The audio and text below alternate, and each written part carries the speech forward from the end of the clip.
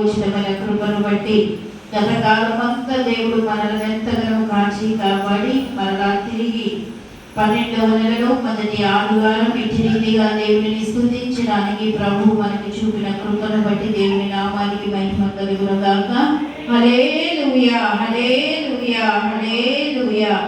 పరిశుద్ధ గ్రంథములో నుండి కీర్తనల గ్రంథము 62వ కీర్తన 62వ కీర్తన 12వ వచనాన్ని చదువుకుందాం. 62వ కీర్తన 12వ వచనాన్ని చదువుకుందాం.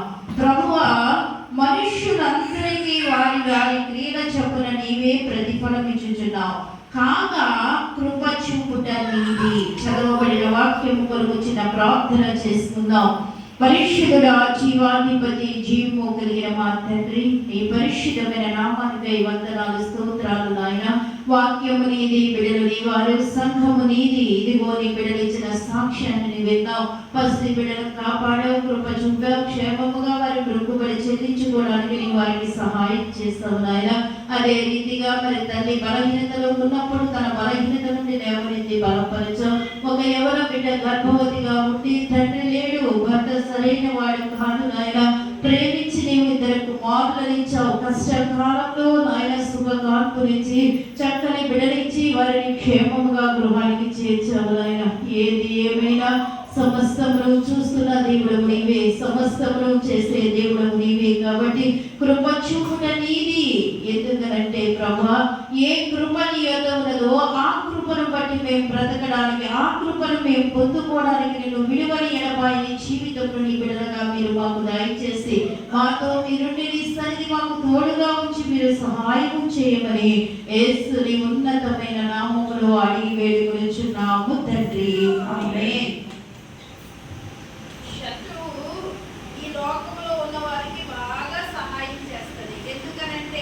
వాడు దేవుని సన్నిధికి వచ్చినా రాకపోయినా, అడిగినా అడగకపోయినా, ఎవరో మా ప్రార్థన బట్టి, ఎవరో మమ్మల్ని బట్టి అని అనుకుంటారు. అదేం కాదు. ఎందుకనంటే వాడు కాలు జారుస్తారని ఉన్నారు. పాతాళం నోరు తెలుసుకుని చూస్తుంది. ఏంటో తెలుసుకోవడానికి, వాడిని మృంగి వేయడానికి అగాధం ఏం చేస్తుందంటే నోరు తెలుసుకుని చూస్తూ ఉంది. భక్తి గల వారి పట్ల ఏం చేస్తూ ఉందంటే అది ప్రతి విషయంలోనూ వారిని పరిశీలిస్తుంది, పరీక్షిస్తూ ఉంది, వారిని నలగబడుతూ ఉంది. వారిని ఏం చేస్తూ ఉందంటే శ్రమలనే కొలిమిలో వేసి వారిని ఎంతగా ఎంతగా ఎంతగా రాత్ర ఒక షాట్ చూస్తే అనిపించింది, నాకు చాలా ఆశ్చర్యం అనిపించింది. ఏంటి అని అంటే కనుక ఇద్దరికే ఉద్యోగాలు ఉన్నాయి. 9 గంటల కన్నా మీరు ఇంటర్వ్యూకి రమ్మని చెప్పి ఆఫీసు ఇచ్చారు. వాళ్ళు అడ్వర్టైజ్మెంట్ ఇచ్చారు. ఇస్తే 500 మంది వెళ్ళారు. 500 మంది బయట కూర్చున్నారు. బయట కూర్చుంటే ఫ్యాన్లు తిరుగుతున్నాయి, కానీ ఆఫీస్ డోర్లు మాత్రం క్లోజ్ చేసేస్తున్నాయి. అలా 9 గంటలకు ఇంటర్వ్యూ కట్టామన్నాము అని వాళ్ళు ఇచ్చిన పిలుపు పేరుకు 9 గంటలకు ముందే వెళ్ళిపోయారు. 500 మంది అది కూర్చున్నారు. కూర్చున్న తర్వాత 500 మందిలో 9, 10 అయిపోయింది, 11 అయిపోయింది, 12 అయిపోయింది, 1 గంట అయిపోతుంది. ఆకలేసే వాళ్ళు అందరూ వెళ్ళిపోయారు. తర్వాత ఇంకా మరలా 2 అయిపోతుంది, 3 అయిపోతుంది, 4 అయిపోతుంది. ఇక దూర ప్రాంతాల నుంచి వచ్చే వెళ్ళిపోయే వాళ్ళు అందరూ వెళ్ళిపోయారు. ఇక మరలా తిరిగి 9 అవుతుంది, 10 అవుతుంది, ఇక చీకటి పడిపోయింది. ఇక మనం వెళ్ళలేమనుకున్న వారు ఏం చేశారంటే వాళ్ళు కూడా వెళ్ళిపోయారు. ఆఖరికి 12 గంటల సమయం వరకు కూడా వాళ్ళు ఎన్ని ఉద్యోగాలు ఉన్నాయన్నారు? 2 ఉద్యోగాలే ఉన్నాయి. మేము ఇద్దరికి మాత్రమే ఉద్యోగం ఇస్తామంటే 500 మంది వెళ్ళారు.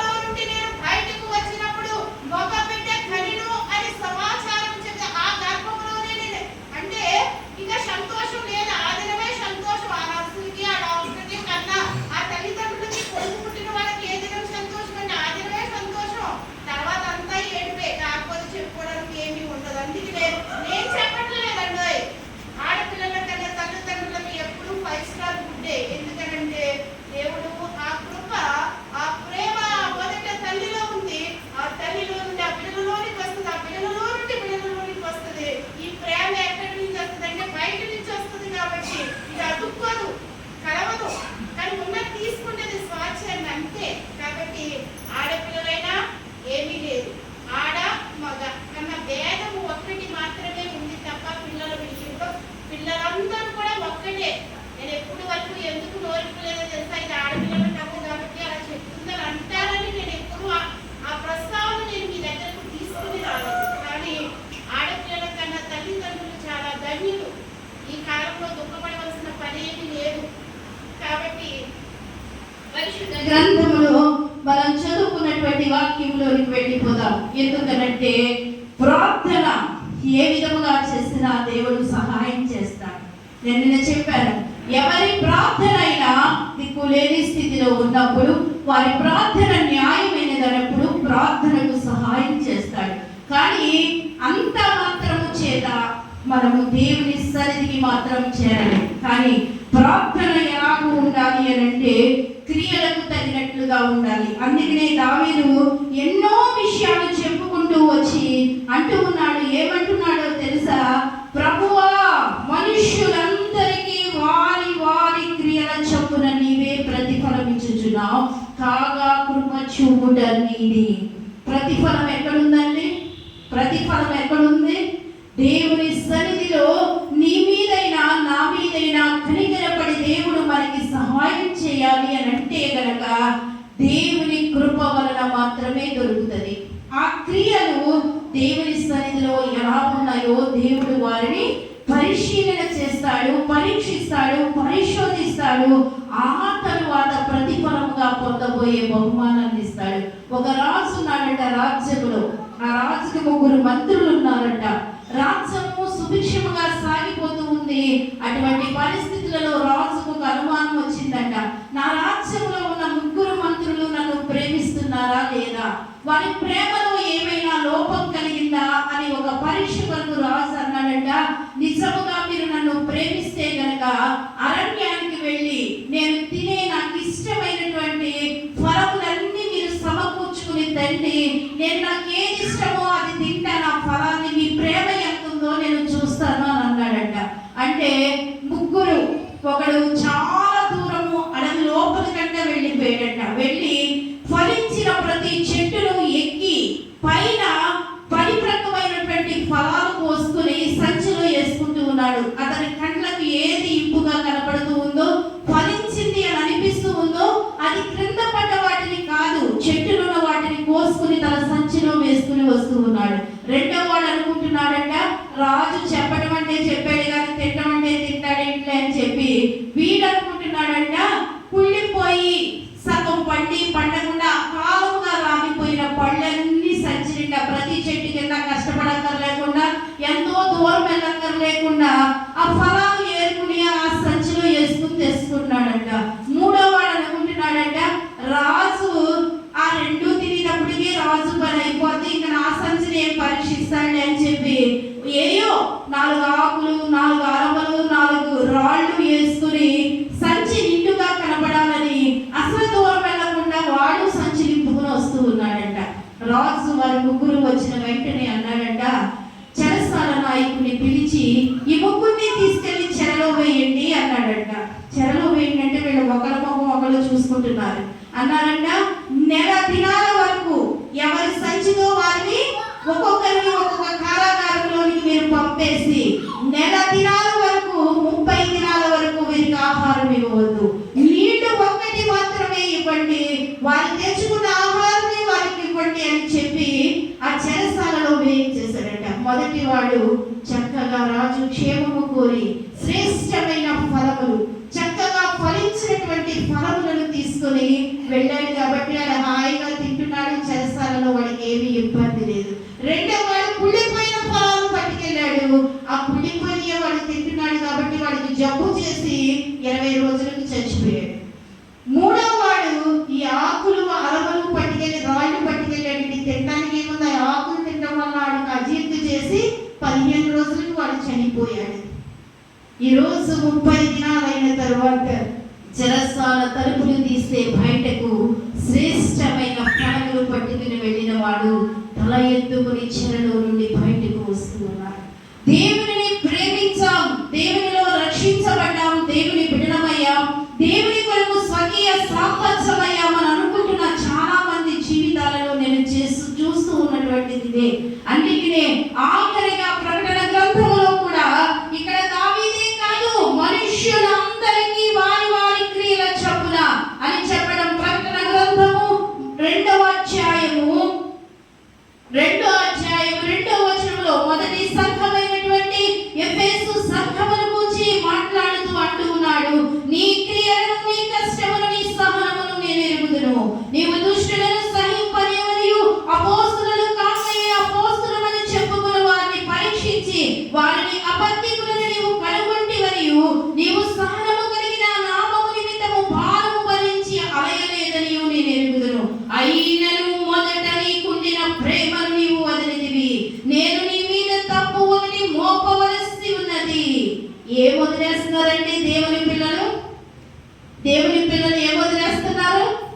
దేవుని మీద ఆదిలో దైవ సన్నిధిలో అడుగు పెట్టినప్పుడు రక్షించబడిన తొలిటి దినమున ఏ ప్రేమతో నీవు ఏ స్థితిలో నుండి దేవుడు నిన్ను రక్షించాడో, ఈ రక్షణ అనుభవం నీకు ఎలా కలిగినదో, దేవుని ప్రేమ లేకపోతే ఈ రోజు ఈ ప్రాణము నీలో లేదని ఆ సంగతిని మరిచిపోయి బ్రతుకుతున్న ఎఫెసు సంఘముల గురించి దేవుడు అంటున్నాడు, మన క్రియలు ఎవరెరుగుతారంట? దేవుడు ఎరుగునంట. కానీ మనం ఎలా ఉన్నాం? ఆ రాజు పరీక్షిస్తాడని వాడు అనుకోలేదు, పరీక్షకు తగిన ప్రతిఫలము దొరుకుతుందని వారు అనుకోలేదు. కానీ వారి క్రియల వలన వారు ఏమనుభవించారు? చెరలో వారు మరణించారు. ఈ చెర సంబంధమైన జీవితంలో నీ ఆత్మ నిత్య నాశనములకు వెళ్ళిపోకుండా నిత్య విశ్రాంతి కొరకు నీకు సిద్ధపరిచినటువంటి ఆ నిత్య మహిమను చేరుకోవడానికి దేవుడు కొన్ని మార్లు పరిశోధించి పరీక్షించి నిన్ను అణచి కుదించినప్పుడు ఈ విశ్వాసం ఎలా ఉంది దేవుని మీద? దేవుడు చూస్తాడు. ఇట్లే వాళ్ళిద్దరు ఏమన్నారు? ఒకడు దూరముగా వెళ్ళి ప్రయాసతో చెట్టెక్కి కనబడిన ప్రతి రమ్యమైనది రాజు కొరకు తెచ్చుకున్నాడు. వీళ్ళు చూస్తాడేంట్లే, రాజు గమనిస్తాడేంట్లే అని అనుకొని ఏం వేషం వేసుకున్నారు? మారు వేషం వేసుకుని. ఈరోజు సంఘములో 1,00,000 మంది ఉన్నా, 1000 మంది ఉన్నా, 100 మంది ఉన్నా, 10 మంది ఉన్నా ఏమి కలిగి ఉన్నారంటే మారు వేషములు ఉన్నారు. వేషధారణ కలిగిన క్రైస్తవ జనాంగము. అందుకని అంటున్నాడు, వేషధారి మొదట నీ కంటిలో ఉన్న ధూళమును చూసుకో, నీవెలా ఉన్నావో నిన్ను నీవు పరీక్షించుకో. నీవు అబద్ధికుడిగా వాత వేయబడిన మనస్సాక్షిని కలిగి ఉన్నావా? ఈ కొంచెము కాలము అనుభవించే ఈ చులకని శ్రమ కొరకు పొందబోయే మహిమ ఎదుట కొంచెము సమయమే.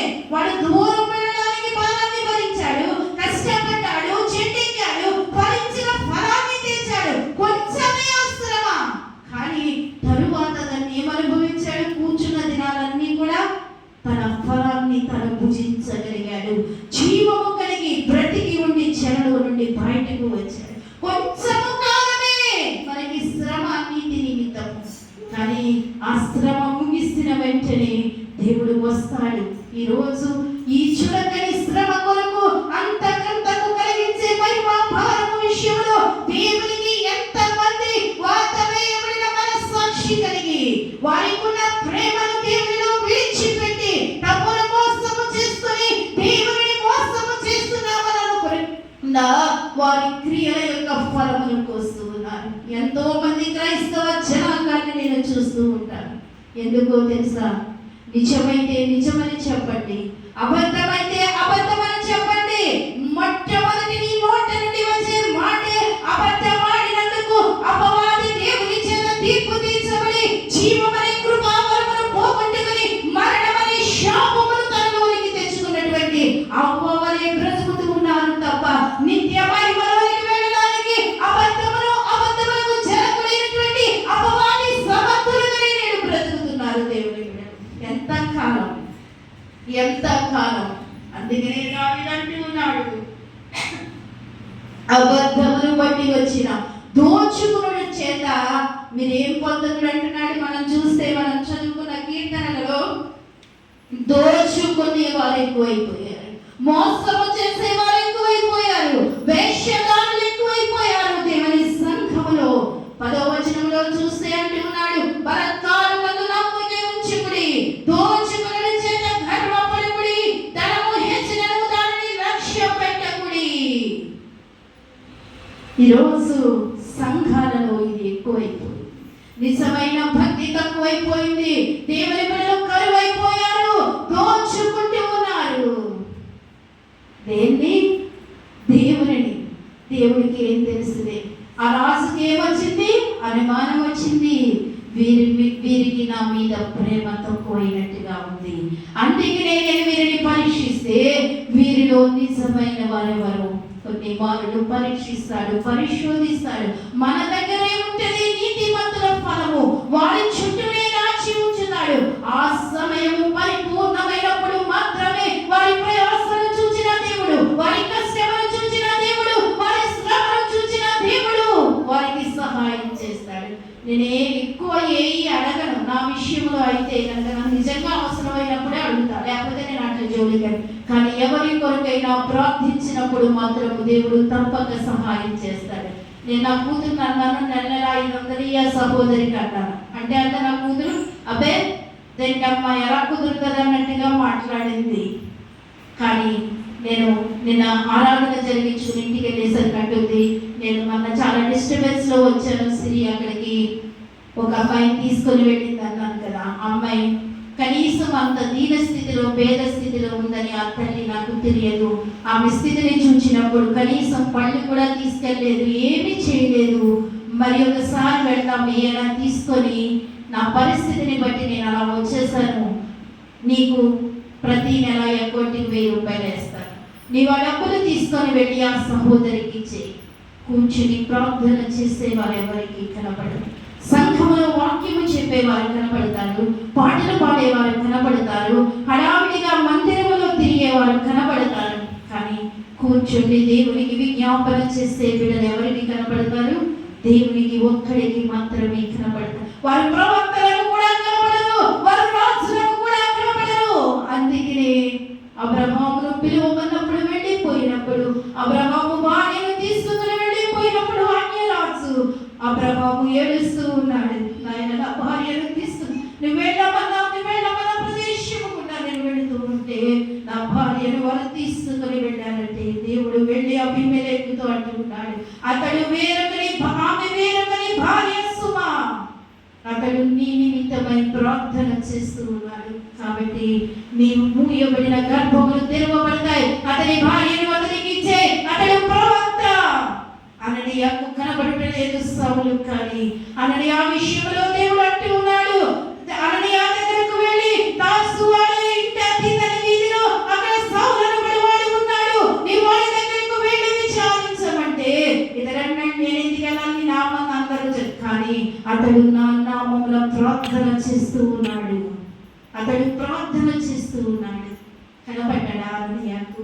కనబడ్డాడా అబీమెలెకుకు? అబ్రహాము ప్రార్థించే బిడ్డలు లోకములో ఎవరికీ కనబడరు. కానీ నీ ప్రార్థన జీవితము, నీ విశ్వాస సంబంధమైన జీవితము, నీ కష్టమైన జీవితము ఒకవేళ ఎవ్వరు చూడకపోవచ్చేమో, కానీ దేవుడు మాత్రము చూస్తూ ఉన్నాడు. అలాంటి కాలంలో ఒక శూమ్రుడిలో ఉన్నటువంటి ఒక ఎదవలాలి కుటుంబాన్ని కాదు, నమ్మకముగా 33 సంవత్సరములు సంఘములో పరిచర్య చేసి అనేక ఆత్మలను మందిరానికి నడిపించి లేవలేని స్థితిలో కూర్చుని విజ్ఞాపన చేస్తున్న బిడ్డల దగ్గరకు తన బిడ్డలను పంపి, తన ధనమును పంపి కష్టపడలేని స్థితిలో ఆమెను పోషిస్తున్న దేవుడు ఆనాడేనా? ఈనాడు లేడా? మీరు దేవుని నమ్ముకున్నప్పుడు ఎలా ఉన్నారు? ఇప్పుడు ఎలా ఉన్నారు? మీ ధనము హెచ్చినదని మీరు ఎలా ఉన్నారు? మీ బలము మీదని మీరు ఎలా జీవిస్తూ ఉన్నారు? ఎన్నో విషయాలు రాస్తాడు అక్కడ. నేను ఒకటే చెప్తూ ఉన్నాను, మీరెన్ని చెప్పినా, ఎంత చెప్పినా, ఎవరేం చెప్పినా, నా కడుపున పుట్టిన బిడ్డలు చెప్పినా ఒక్కటి మాత్రము వాస్తవం. నేను మన నచ్చిన కుమార్తెతో అదే చెప్పాను. 33.5 సంవత్సరాలు నా పెద్ద కుమార్తెను భరించి భరించి ఆఖరిగా నా నోరు తెరిచి నా చిన్న కుమార్తెతో చెప్పాను, నా చిన్న గుండె ఈ భారము మీరు పెట్టిన బాధకు అలసిపోయి ఉంది. ఇంకా నన్ను మీరు బాధ పెట్టారనుకో, తండ్రి లేని బిడ్డలను ఎందరినో చూస్తూ ఉన్నా. నా పని అయిపోయింది. ఇక కొద్ది కాలం మీరు నన్ను బాధ పెట్టకపోతే నేను బ్రతుకుతాను భూమి మీద. కానీ మీరు బాధ పెడితే నేను దేవుణ్ణి అడుగుతాను నన్ను తీసుకొని వెళ్ళిపోమని. ఇక నన్ను బాధ పెట్టారనుకో, మీరు అనాథలుగా మిగిలిపోతారు. ఎందుకంటే మీరు చంటి బిడ్డలతో ఉన్నారు, వెనక మిమ్మల్ని ఆదరించేవారు లేరు, లేక ప్రాయంలో మీరు పడిపోతారని ఎన్నో మార్లు నా బలహీనమైన పరిస్థితుల్లో నేను పదం తెచ్చుకొని ఇంతకంటే నేనేమి చేయగలను, నేనేమి, ఇంకా నన్ను మీరు కష్టపెట్టి బాధ పెడితే గనక ఈ గుండె ఆగిపోతే తల్లి ఉండదని చెప్పు అని అన్నాను. ఎందుకో తెలుసా? ఫోన్ చేస్తుంది, దానికి నచ్చినట్టు నేను ఉంటే పర్వాలేదు, దానికి నచ్చినట్టు నేను లేకపోతే సడన్గా ఫోన్ పెట్టేసి ఇక మనకి సంబంధం ఉండదన్నమాట. మనం ఇంకెన్నిసార్లు 100 సార్లు చేయంగా మనకి రెస్పాన్స్ ఉండదు. కానీ అలానే అది ఆవేశంలో ఏం చేసుకుంటుందో తెలియదు. దాని ఆవేశం అటువంటిది. పరిస్థితిని బట్టి నాకు అలసిపోయే పరిస్థితి లేదు. నష్టపోతే కనుక అదే నష్టపోతే ఇంకా నేను ఏం చేయలేను అని చెప్పిన తర్వాత ఫోన్ చేసి అంటుంది, నీ చిన్న కూతురికి ఏదో చెప్పేవంట అని చెప్పాను. 2 బిడ్డలకు తల్లివయ్యావు, జన్మనిచ్చావు, నీ ముందు భారం ఉన్నది. నేను ఎలా నడిచాను, నా పరిస్థితులు ఎలాంటివో, నేను ఎలా కన్నీరు కాచానో, నా స్థితిని చూచావు నీ ముందు. నీవు కూడా అలా ఉంటే ఈ బిడ్డలకు ఒక తల్లిగా ఈ లోకానికి తెచ్చిన నీ బాధ్యతను నువ్వు నెరవేర్తింపచేసి నువ్వు ముందుకు కొనసాగగలవు. లేదనుకో నీవు నష్టపోతావు, నేను నష్టపోతాను, ఆఖరికి మిగిలిపోయేది నీవే.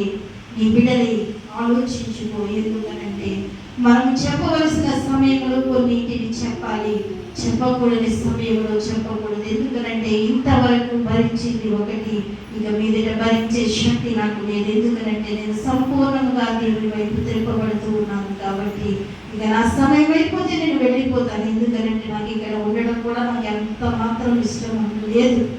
దేవుని చిత్తమును బట్టి, దైవ చిత్తములో నేను చేసుకునే ప్రార్థనను బట్టి ఎందుకు మీకు ఈ మాటలు చెప్తున్నాను తెలుసా? భారమైపోయినప్పుడు దేవునికి కూడా మనల్ని దేవుడు విడిచిపెట్ట.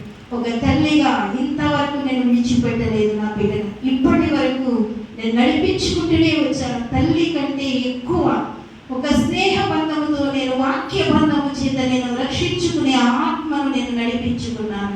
ఇక నాకు భారం అయిపోతున్నప్పుడు నేనేమనుకుంటున్నాను, నేను ఇక విడిచిపెట్టేయాలన్న నిర్ణయానికి వచ్చాను. విడిచిపెట్టేశాను.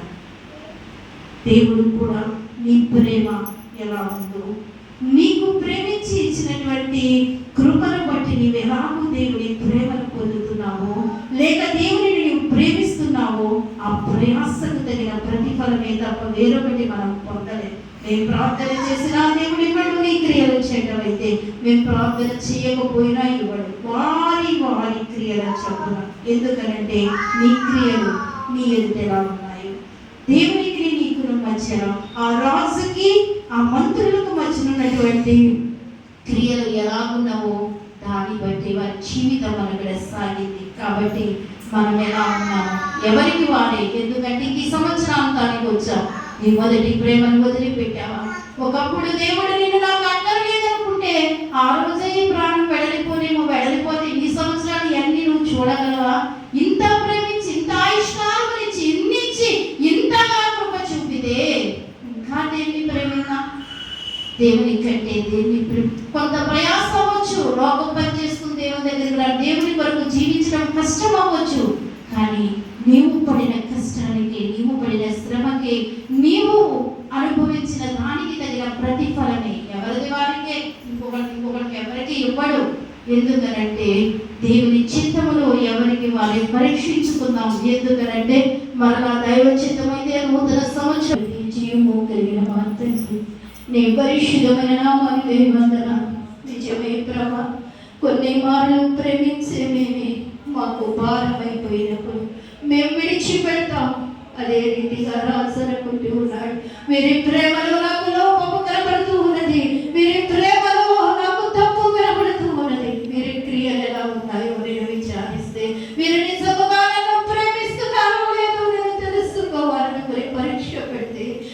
పరీక్షలో ఓడిపోయారయ్యా, గెలిచిన వాడు బయటకు వస్తూ ఉన్నాడు. శ్రేష్టమైన ఫలములను నీకు అర్పించడానికి నాయన అయ్యా, శ్రేష్టతను కోరుకున్నవాడు విడుదల పొంది బయటకు వస్తూ ఉన్నాడు. అందుకనే సుసంగముతో అటులా నీ క్రియలను, నీ కష్టములను, నీ సహనమును నేను ఎరుగుదను. కానీ అయినను నీ మీద తప్పు ఒకటి మోపవు.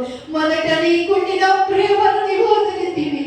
నిజమే, నిన్ను ప్రేమించలేకపోతున్నావు నాయన. లోకంలో ఉన్నవన్నీ ప్రేమిస్తూ ఉన్నావు. కానీ నీవంటే, నీ సరిదంటే బ్రతికించిన మమ్మలను నీకు స్వకీయ సాపత్యముగా చేసుకుని నిజ విశ్రాంతిలోనికి ఈ జన సంబంధమైన జీవితం నుండి మమ్మల్ని విడుదల చేసి నిత్య మహిమలో అయా చావని నిత్య జీవము కలిగినటువంటి నాయన ఆ నిత్య విశ్రాంతిలోనికి తీసుకుని వెళ్ళడానికి నీ ఒక ప్రణాళిక కలిగి ఉండగా ఈ రోజు మా క్రియలు నీకు ఆయాసాన్ని కలిగిస్తున్నాయా, మా క్రియలు నీకు